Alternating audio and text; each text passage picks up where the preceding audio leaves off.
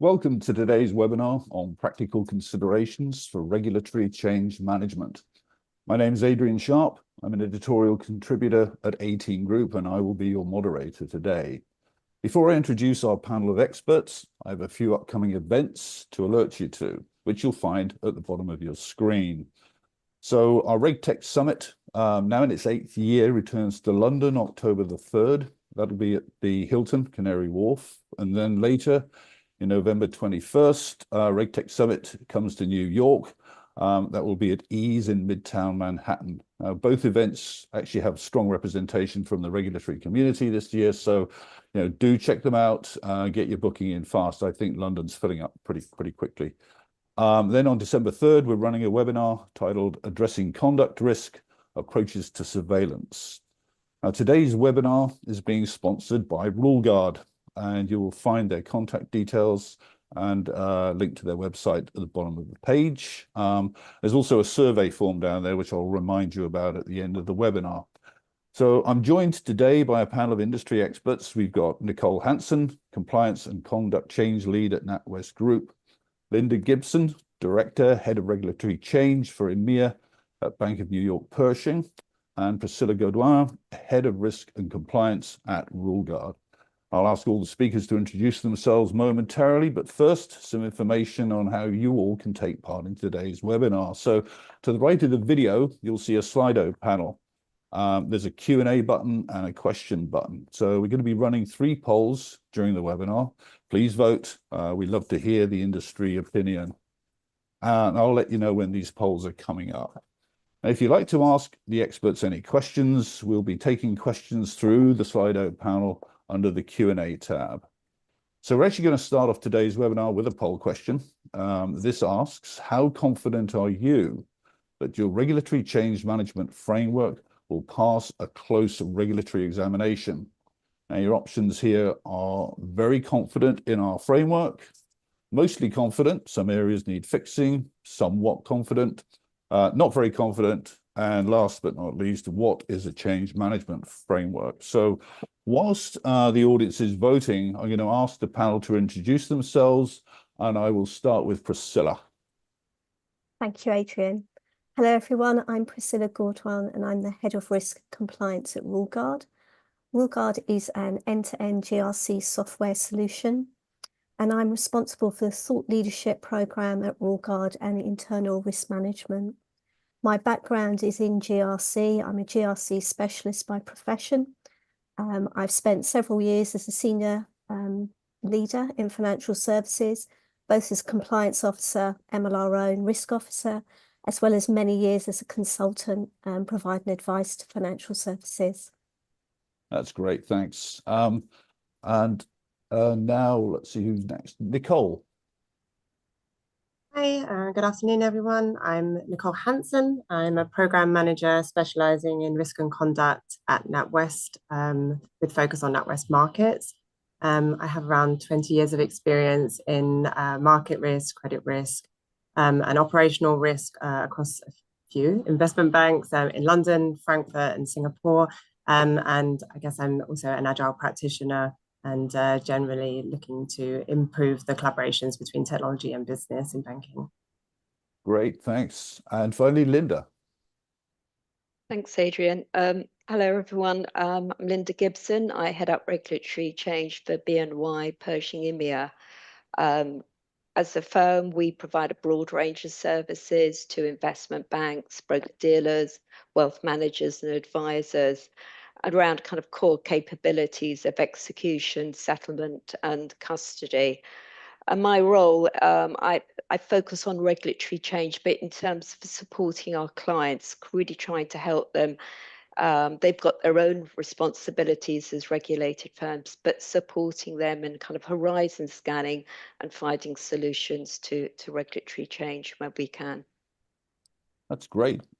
Thanks. Okay, so for our first panel question, with the numerous regulatory changes across the jurisdictions this year and next, what strategies should firms be employing to ensure they stay current and compliant with upcoming deadlines? And Nicole, I'm going to throw this one over to you to kick us off. Okay, that's a big question. I don't think many people in regulatory change are complaining about twiddling their thumbs this year. but it's definitely worth thinking about our strategy and not just the upcoming deadlines. And for me, there's two elements to that. It's our enterprise agility and the 3 lines model. And broadly, I see that reg compliance is going hand in hand with enterprise agility. You can't have one without having the other. The pace of change is so fast and the complexities are so huge. So those strategies around proactive adaptation, integrating compliance and business processes, optimizing our technology, and generally a culture of collaboration and continuous improvement, they're absolutely key to our ability to respond to regulatory change. And in terms of ensuring that we remain current and compliant with upcoming deadlines, the 3 lines model provides both our view of where we are today and also a path to compliance. I like the way that we've revised now the 3 lines of defense, it used to be called the 3 lines of expense, to 3 lines, that we're emphasizing this shift from that reactive, defensive risk management to having a broader corporate focus that really creates and protects values at the heart of our firm. And linking in with that is also the way in which those 3 lines collaborate to ensure that they both effectively review what we're delivering, but also retain that independent oversight. Great, super. Linda, from your perspective. I think it's the starting point for all of this is to be able to horizon scan. It's as Nicole was saying, it's very complex landscape. There's lots of different deadlines, and we have regulatory divergence now from the UK to the EU, and with different regulations coming through, the US markets moved to trade date +1, whereas UK and Europe haven't. So it's very fragmented. So it's so important to have that one single view of all the regulations that are coming up. It's a struggle to get it on one page now. There is so much, but we kind of focus on what we have enough definition around to know exactly what's required of us and the timeline. So that's our one focus across all the jurisdictions that we operate, all the regulations. And then a second kind of page to it, our plan, the proposed pipeline. So where we know things are coming up, like we're waiting for a paper on diversity inclusion from FCA. We've got that as a kind of earmarked. We know it's coming. We know roughly what quarter, and we update as and when we get, the consultations come up. So I think that's the starting point of everything, having that one single view. Right, great. Okay, I think our audience has probably had enough time, but it'd be interesting to see where we stand here. So, okay, well, I mean, my immediate reaction is this actually looks pretty positive, and I'm glad to see the bottom one is 0. This feels pretty good generally. Any reactions? I mean, I think, I'm going to perhaps Priscilla, from the practitioner's point of view, is this what you sense as you're kind of dealing with your customer base, that people are generally, in general terms, people are on top of the thing, but they have specific, there are specific challenges in specific areas. Yes, I don't think there's a surprise there. I think people are usually on top of and confident with their framework. It's just that there's normally elements of it that they would like to improve, whether that's collating regulations from different jurisdictions, or just identifying the right source of information, getting that information, being able to analyze it and assess the impact appropriately, as well as sharing that information internally as well. So yeah, my experience in compliance and risk management, people normally have a pretty good way of identifying information, but it's about improving the process. It can be very time consuming. So how do you collate all that information, analyze it, assess it, communicate it to the business, and then be able to take action upon that as well? Right. I mean, Nicole, Linda, any thoughts? I mean, any surprises here? I think that actually, I guess in general, from what I've seen, is that yes, people understand what the regulations require and they know how to deliver them and be compliant on day one. Oftentimes, the operating model behind it is fragmented or problematic. We've seen some recent fines, for controls being not embedded properly in BAU. So I think that really comes down to the complexities around what does compliance mean for you and what do you expect from a regulatory examination, and how does that really fit with the way that you want to run your business from an operating standpoint? Yeah, interesting. Linda, would you add anything? As I said, the things are evolving, with the focus on consumer. I think firms might need to revisit some of their frameworks to see if they might have the data, but are they tracking the right data, and do they have that accessible? So again, you can't stand still. You could have really had a really good framework 18 months ago, but is it still current? Right. No, it's a very, very, very, very valid point. Good stuff. Okay, so now back to our agenda, and in fact, we've got another poll question to throw to our audience before we get to the next question. So poll question 2 asks, what are some of your organization's main challenges with managing regulatory change? And this is when you get to check as many as apply. So reg intelligence would be at the top of the list, and I think we just touched on that. Interpretation of complex regulatory requirements, regulatory data quality and management. We will be talking about data a little bit later. Integrating new regulations into policies, processes, and supporting systems, and then finally, budgetary constraints.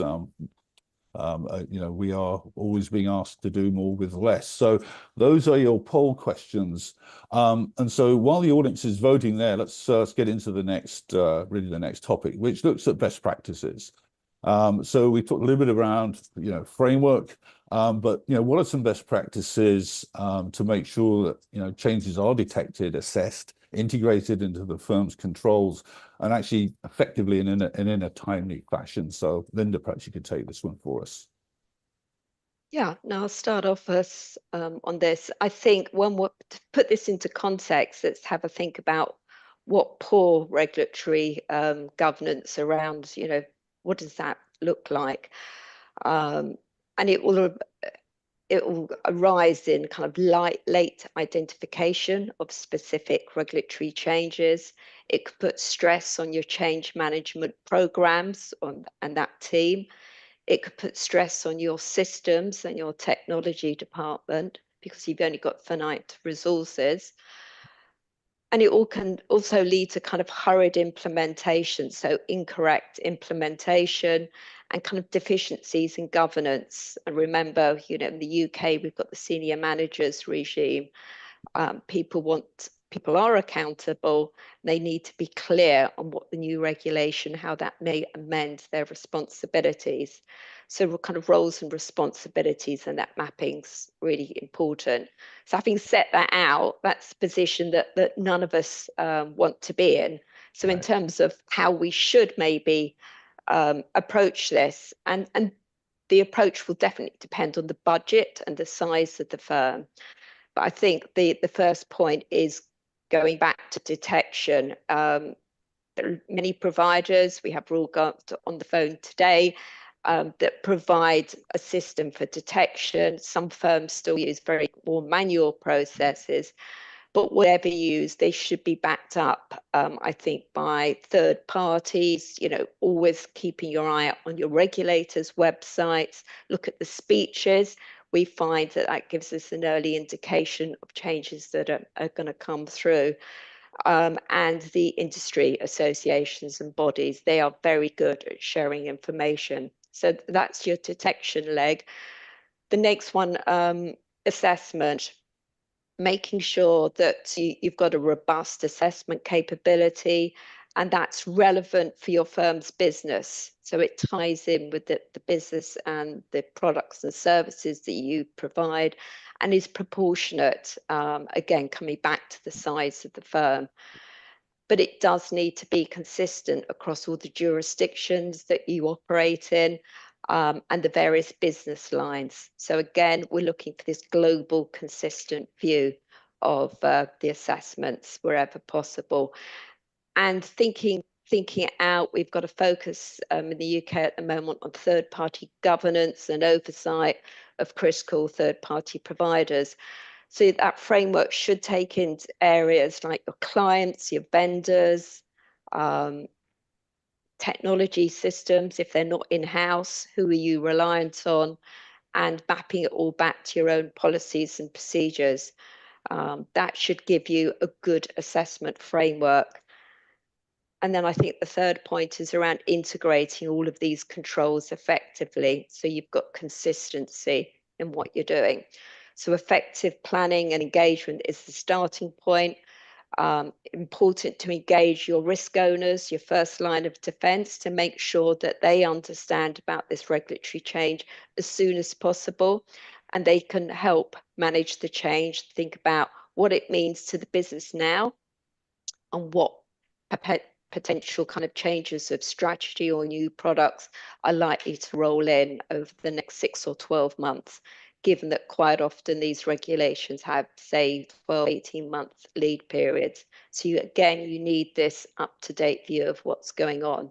I think if you can capture all of that, then you can start managing the regulatory change and kind of joining the dots against any live issues across the firm.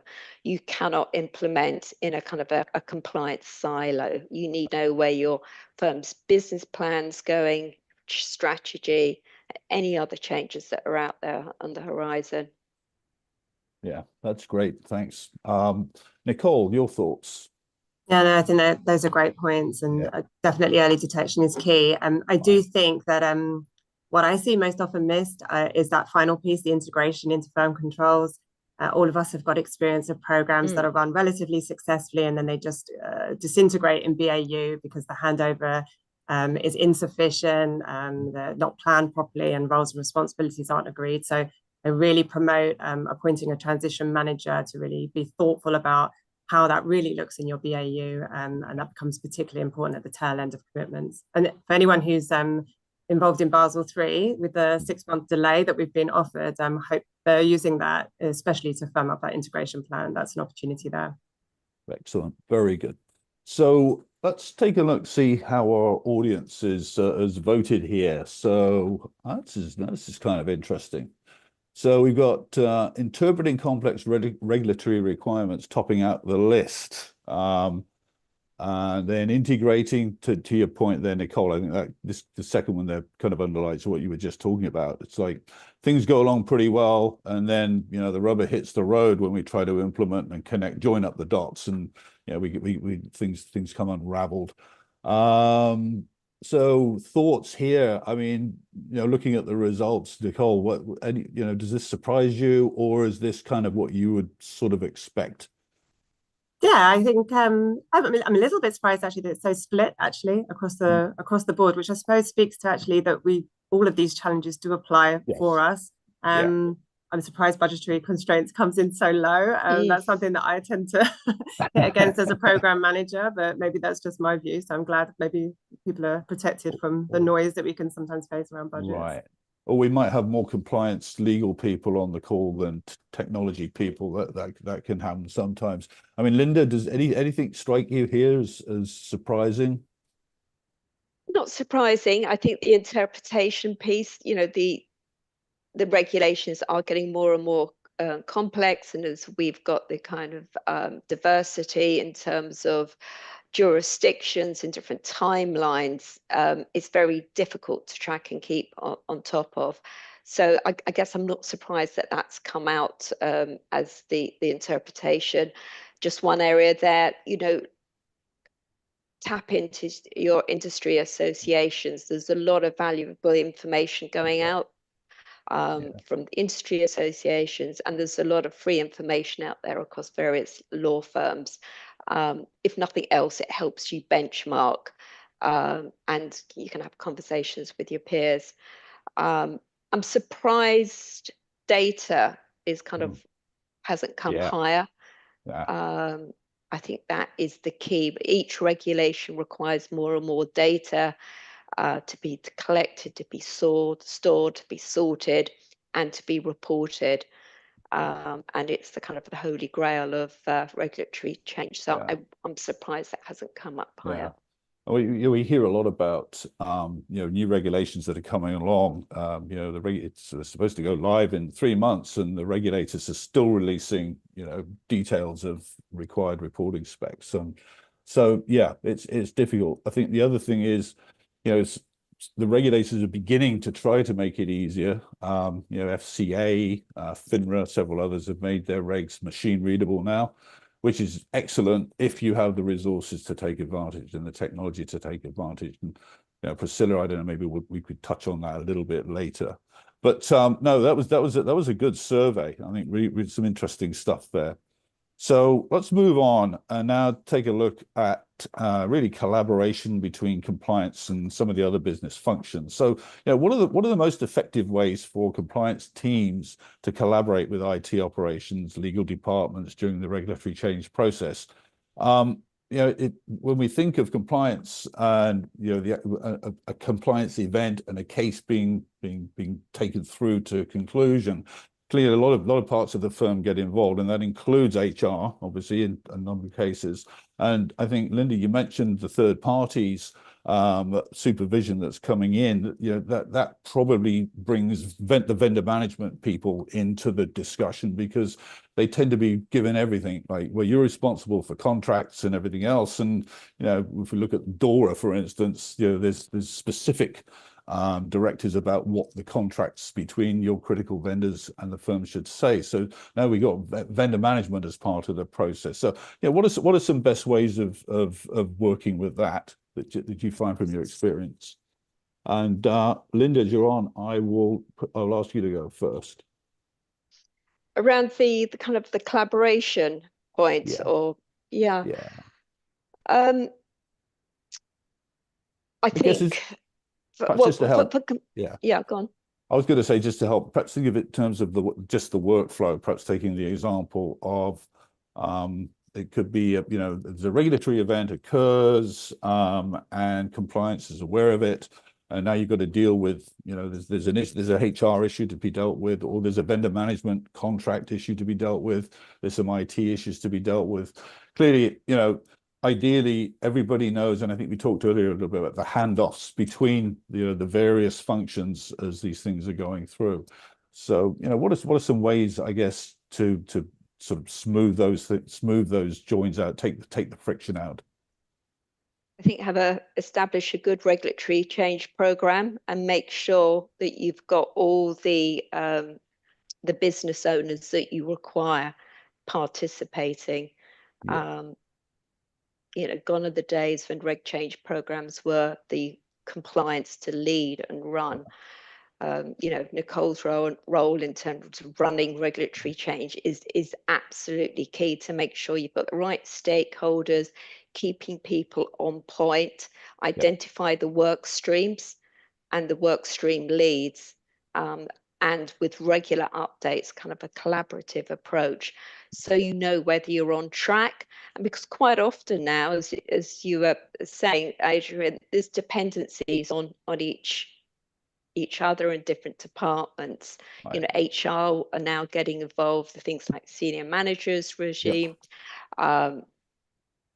It's much wider. Typically, you'll have compliance, operations, risk, technology, client group that interfaces. What's this impacting our client? How does it impact our services? And obviously the product teams, big focus on products now as well. Yeah. Nicole, I think you sit in this role, so I mean, I'm a huge agile enthusiast, so I'm always going to talk about adopting agile practices to be able to break down silos and improve communication. But I suppose as now we move towards teams that are increasingly complex, to Linda's point, I've got so many different areas needing to be involved in decision making, and where everybody has a day-to-day job, that isn't their day job either. We really have to use collaboration platforms to be able to target information, to get it to the right audience at the right time, to be able to make sure they have sufficient information, so that when we are taking time from our business partners, we're really utilizing that to make decisions and to be able to build a better product. So I really think that use of information, and I know there's been some feedback also from the regulators about the design of MI and how that supports or hinders, you know, the ability of the board and senior manager to make decisions on where priorities should sit and how much, you know, extra resource may be required to be able to push things forward. And I think that's really key. Yeah, great. Okay, let's move on now to the, I guess, the people side of the business. We hear a lot about the lack of skills, both from the technology side and from the compliance and the industry side. And I guess our survey kind of confirms that. So let's talk about training. How can firms, what are some best practices around making sure that the people in the firm, and I guess this means whether it's HR or within vendor management, or essentially educating the firm on what their role is from a compliance perspective. How does compliance affect your day job if you're a trader, or if you're a clearing and settlement guy, or if you're someone doing reconciliation, or if it's somebody down in vendor management negotiating a new contract with a cloud services company. So what are the best practices around this? And this is really for taking a firm-wide view. So I guess it's really carrying on from what you were just addressing. Nicole, I'll ask you to just pick that one up as a continuum. Yeah, sure. I mean, I'm not an expert on training. I guess I know what I individually find is successful. That's the ability to be able to really tailor your training programs appropriately. And there are various tools that we can use to be able to make sure that that is targeted. And I generally find that training is much more interactive, less of a one and done, but much more of an ongoing process to be able to make sure that people are aware. Yeah, great. Okay. Yeah, good no, stuff. I'd echo that around training. It really needs to be tailored to the business lines that you're providing. I think computer-based training has a place, and we all love it because it's all digital and it's kind of the one and done approach. But certainly, for example, when we were running out consumer duty training, we did bespoke face-to-face training for each team using a business case that was relevant to their work, and actually getting them to answer questions about, in this scenario, what would you do, and to discuss it. Is that the right outcome that the regulator's looking for? And also, I think, don't be afraid to get feedback on your approach to kind of training and observations. Is it working? Because that's something that the regulators certainly expect. The importance of ongoing training. Again, it's not one and done. It's not just CBT. So refresher training for the issues that are really important to your business. And again, each firm needs to be able to tailor that to the services and the products that they offer. Yeah. Okay, great. Sorry, do you mind if I step in there and just add my penny's worth? Go on, that's okay. I think in terms of training programs to support regulatory change, one of the important things here is this is where firms often fall down. I'm, referring to my background as a compliance officer, but also as a consultant. Knowing what changes are coming are fine, identifying the gaps in your processes, making sure that you're adapting your processes to meet those new rules and requirements are great.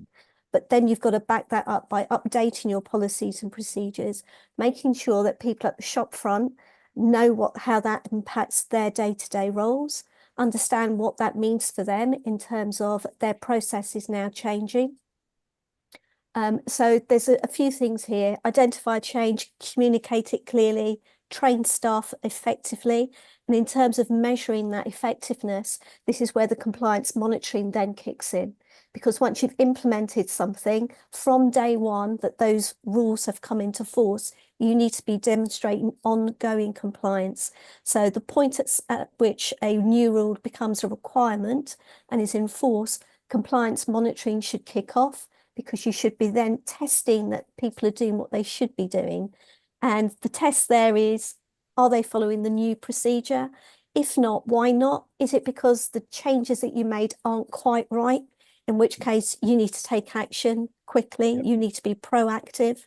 And if we're talking about the FCA and the UK regulatory environment, you've got to prevent harm.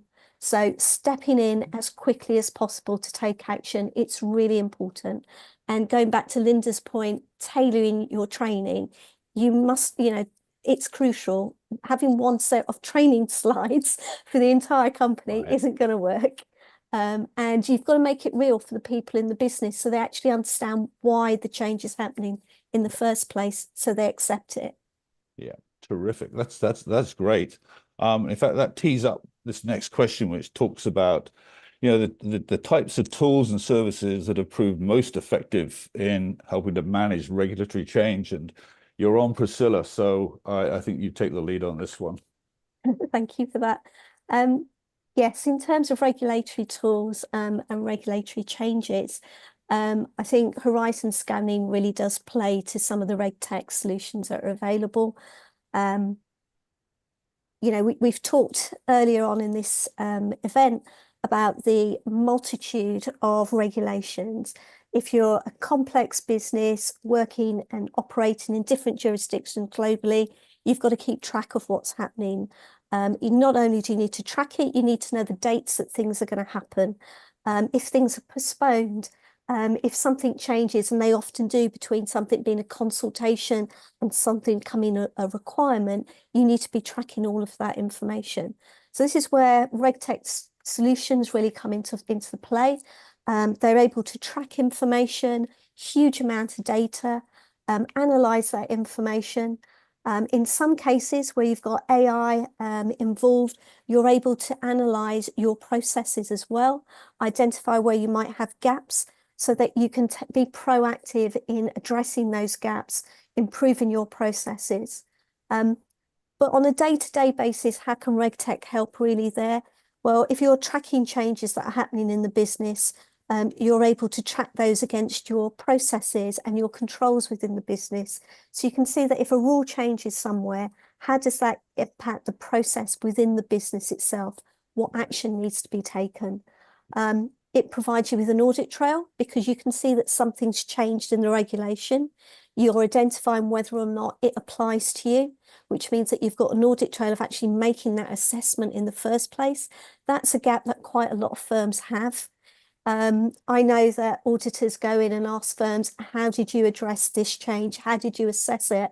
And they can't always evidence how they made that assessment. They can answer yes or no, it's applicable, but what did you do about it? So it's about providing that audit trail as well. And then also in terms of, you've got your regulatory universe, if you like, you know which rules apply to which parts of your business in which jurisdiction or region of the world. But using RegTech, and the solution gives you that overview, one overview of the whole universe that applies to your business. It enables you to pull data, improve your reporting, but also gives you snapshots of where you need to focus attention as well in terms of reporting and data. Yep.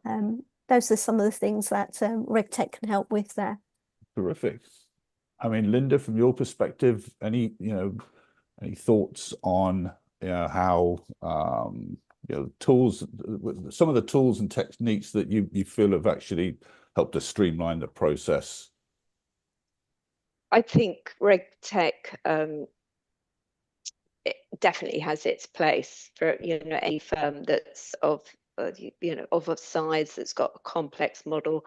Yeah. Now there's technology out there that will help you, but it is just the starting line. And I'd just go back to my previous point, make sure you get additional sources so you can get a balanced view and also some commentary. Right. It's great to get the analysis, but it's what does it mean? What are my peers doing? What's my sector of the industry doing?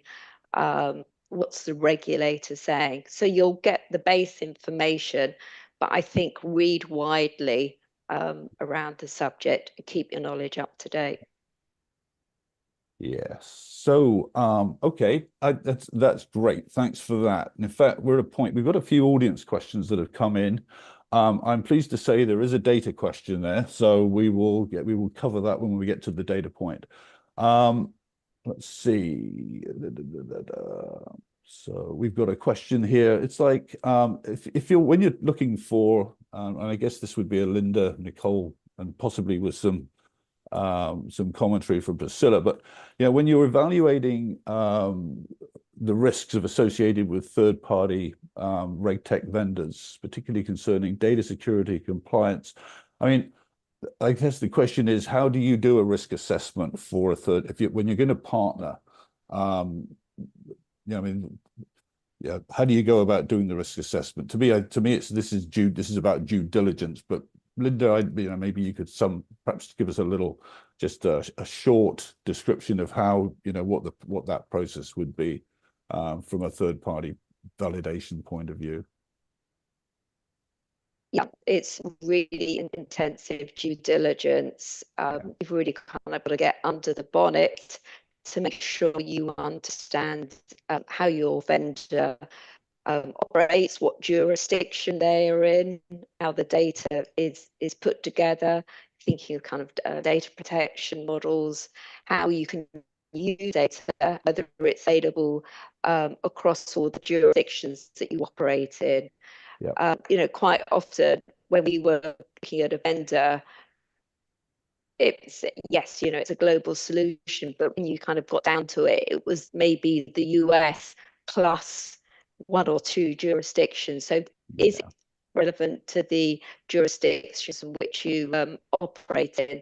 And then really thorough due diligence, including testing, not only by your compliance team, but by business owners. Is it going to be something that operates well within your existing model technology?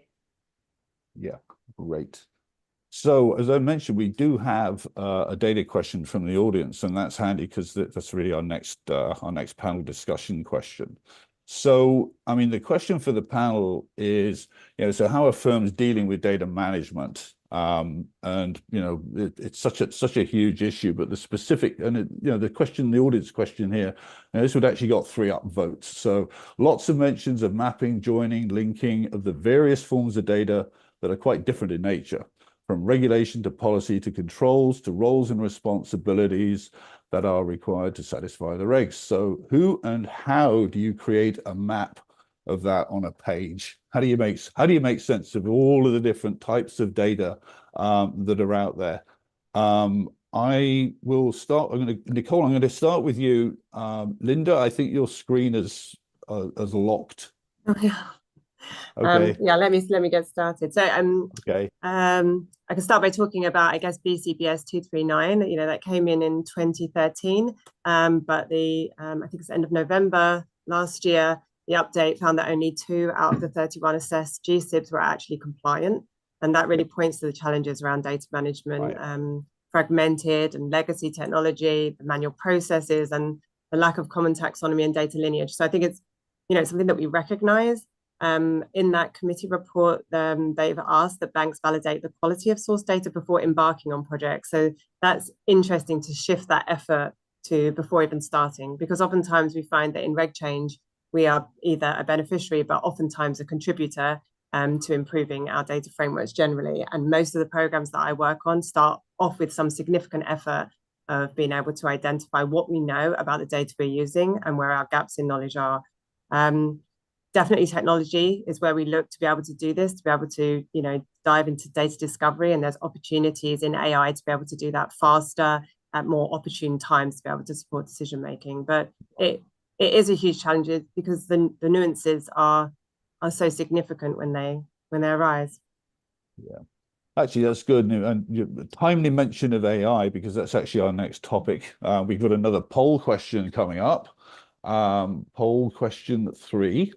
This will be our final one today, but for our audience, what's the state of play around AI? So there are a lot of concerns. We hear a lot of wait and sees. Then in some tiny pockets of the business, people are going gangbusters and doing all kinds of amazing things. So for the audience, what are the concerns out there? Is it regulatory, data security and privacy, cost and carbon footprint, training, data quality? This is model training, data quality and the availability, cybersecurity, and then whilst the audience is voting, Nicole, perhaps you could talk a little bit about your thoughts on how AI can make a difference or is making a difference, and generative AI in particular. Yeah, and I think people are right to call out kind of concerns around reputational risk and regulatory risk around AI. That's something we all have to be conscious of. And now that the EU AI Act's been passed in May, we understand the wide scope of that, and there'll be aggressive timelines and threat of significant penalties. But of course, there's an opportunity cost as well if we don't invest in AI, and Gen AI is obviously kind of flavor of the month, I suppose, at the moment. And there are real opportunities there. From my side, really what I see as being huge are the move for firms that are already using machine learning. That's, I think, around 3/4 of firms say they're already using machine learning in some aspects. And those firms are quite well placed to be able to build on that. And other firms are starting their journey with AI. So we do see a very disparate view across the business and pockets. And part of that is also that firms are very thoughtful about identifying where the true value is of AI, so that we're not, investing in vanity projects effectively, but we're really thinking, where is this imperative for our business to be able to compete? And I think actually there's an interesting economist survey that said that 77% of bankers consider that unlocking the value from AI will be the differentiator between winning and losing banks. There's definitely some fear there about not being part of the party and not investing at the right time. But of course, we also see technology hype where there's huge investment and nothing realistic ever comes out of it. So that's the balance. For sure. Priscilla, I know you might have some sort of use cases you could share, I thought, around this. Have you some thoughts or things that you're seeing out there? Yeah, sure. I think in terms of regulatory change, Gen AI and large language models actually have quite a lot to offer and can make a huge difference, not just here in financial services, but across various industries. So if you think about the automation around monitoring and alerts that can be done, LLM models have the ability to pull information, extract information, provide alerts to compliance teams. That means that it saves the compliance team time, but also helps to keep them up to date, and then minimizing the risk of non-compliance as well, because you're automating those monitoring and alerts. There's also the interpretation and summary of regulatory changes as well. So if you're looking at specific AI models, for example, an LLM, LLMs can read and understand complex language. They can summarize key points, sort of summarize the implications for the industries, so that companies can then provide information and explanations about regulatory changes in clear language to the business. This helps to break down silos. It helps that collaborative approach as well. There are other areas where use Gen AI, for example, in impact assessments. So it's not just about pulling information from the regulators, it's about this whole analysis of what you've got in front of you. If you think about these consultation papers, these policy papers running into hundreds of pages long, this is where Gen AI can come in. It can assess, it can scroll those documents, pull relevant information. Obviously, you do need a human element there to verify the information, make sure that it hasn't sort of hallucinated, I think is the terminology used. So you do need that human interaction in there to sense check things. But Gen AI, language learning, large language learning modules, these can automate a lot of information or exercises that are time consuming for the compliance team, and that's where they add value, and can reduce that administrative burden as well. Right, that's great. So let's take a look at our audience poll, see what the results say. And ooh, that's interesting. So we have trading data quality. That's an interesting one, actually. And then data security and privacy, perhaps not so much surprise at that one. So any thoughts, any immediate reactions there? Yeah, no, I think this is what we're seeing as well. I mean, across the board in terms of looking at using internal ChatGPT, and really, it looks the same as essentially a search engine to some degree, your information back. But one of the real challenges is that with LLM, that the human-like SME experience that you have actually lulls you into this false sense of security, that when it gets it wrong, it seems very believable. And that's Indeed. something that I think firms really have to look to address so that people understand how to construct prompts, how to think about how they're using LLMs. And we'll see that though now as people are using ChatGPT in their personal lives and how they bring it to their business lives. Yeah, I think the lesson to learn is that you can train a large language model on compliant data, but being generative in nature, it can still generate a non-compliant result. Yeah. As some attorneys down in Texas found out earlier, I think it was last year. So that's another story. Anyway, we have come pretty much to the end of our webinar, and I think unfortunately, I think we've lost Linda somewhere in the ecoverse. So really the last question for the panelists today, and you get let's start with Nicole as you're on. Yeah, what are your 3 takeaways based from today's agenda and from what we've heard, and perhaps some of what we've heard from the audience? Yeah, I mean, the opportunities within Horizon Scanning to really use that more powerfully, to be able to look at how the regulations impact your business and your operating model, and to decide when you focus on change, the right time to start. And that's super important to me. I really want to continue looking at the types of benefits that we see from using different RegTech providers and how we also manage the risks around third parties, because I think in this evolving space, and I speak from a personal opinion, not from my company's opinion, but I do think that as we look at this evolving space and the pace of change, we want to utilize the learnings from other firms like ours, our peer firms, and use vendor technologies appropriately. And of course, AI. I mean, really, this is the thing that we're all looking at, how we can introduce this into every element of our life so that we're ready for the journey ahead. Fantastic. Priscilla.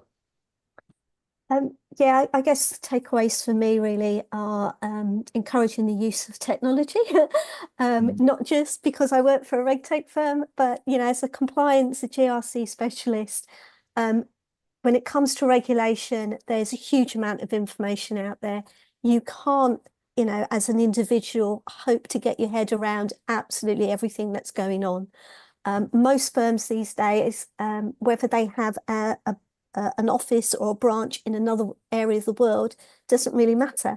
The fact is you're going to be touched by that international element somewhere along the line. So use of technology can help you scan multiple sites. It doesn't matter what language regulations are in, because if you've got the AI, the technology is right, it can help you understand what those rules actually mean for you and your business. It's going to save you time, money.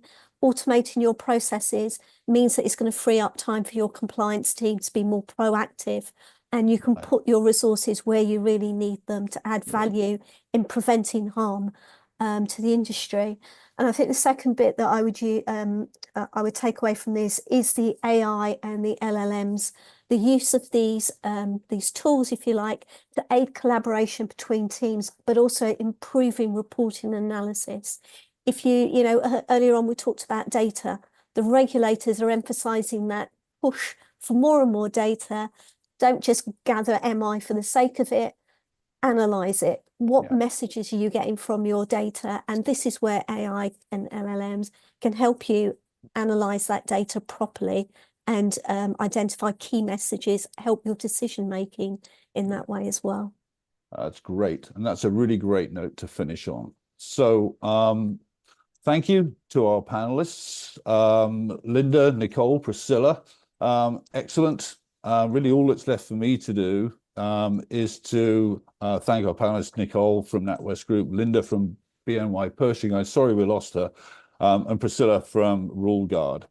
Now, another reminder about our upcoming A-Team events, which you'll find at the bottom of your page. That's we've got the RegTech Summit coming back to London on October 3rd. Then again, RegTech Summit in New York on November 21st. And finally, December 3rd, Addressing Conduct Risk webinar, Approaches to Surveillance. And as we close, I want to thank our sponsor, RuleGuard. Please check out their contact information at the bottom of the page and reach out to them for more information. So thanks again to Linda, Nicole, Priscilla, and to you, our audience, for taking part today. One final request, there is a survey button at the bottom of your screen. If you could click on that, give us your feedback. We love to hear your views and improve our product. So until the next time, thank you.